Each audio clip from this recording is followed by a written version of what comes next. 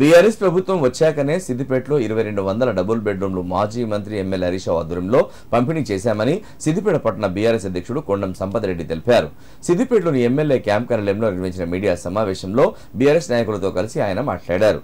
కాంగ్రెస్ నేతల బెదిరింపులకు బీఆర్ఎస్ కార్యకర్తలు ఎవరూ భయపడరన్నారు.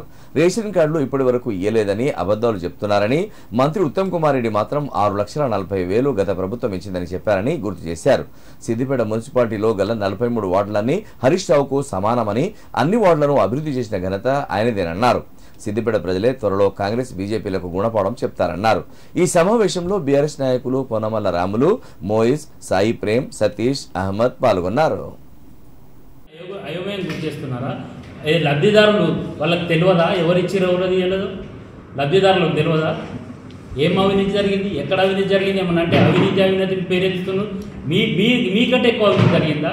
సిద్దిపేటలో మూడు దఫాలుగా 2 సార్లు ఖాళీ స్థలాలు, ఒకసారి డబుల్ బెడ్రూమ్లు కట్టించిన ఈ గవర్నమెంట్లు ఏవైనప్పటికీ హరీష్ ఇక్కడనే ఉండే. ఈయననే మున్సిపల్ చైర్మన్గా రాజనర్స్ గారే 20 ఏళ్ళకెళ్ళి ఉన్నాడు. కౌన్సిలర్లు చేంజ్ అవుతుండొచ్చు. వీరు ఎప్పుడు అవినీతి చేసిర్రు మన మీడియా మిత్రులకు తెలుసు.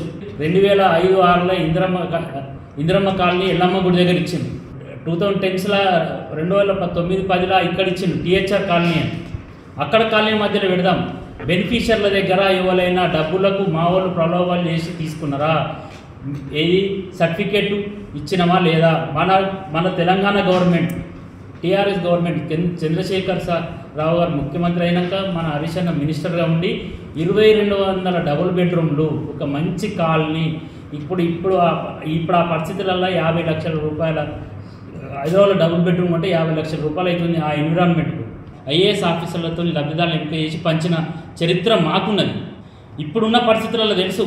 ప్రతి ఊర్లే కానీ సిద్దిపేట టౌన్లో కానీ మీకు డబ్బులు ఇవ్వందే. ఇప్పుడు మీ కాంగ్రెస్ నాయకులకు కార్యకర్తలకు డబ్బులు ఇవ్వందే. ఇప్పుడు ఎలాంటి బెనిఫిషియర్ కూడా ఎంపిక అయితలేడు. మాకు తెలుసు మీరు చేసింది ఏం లేదు.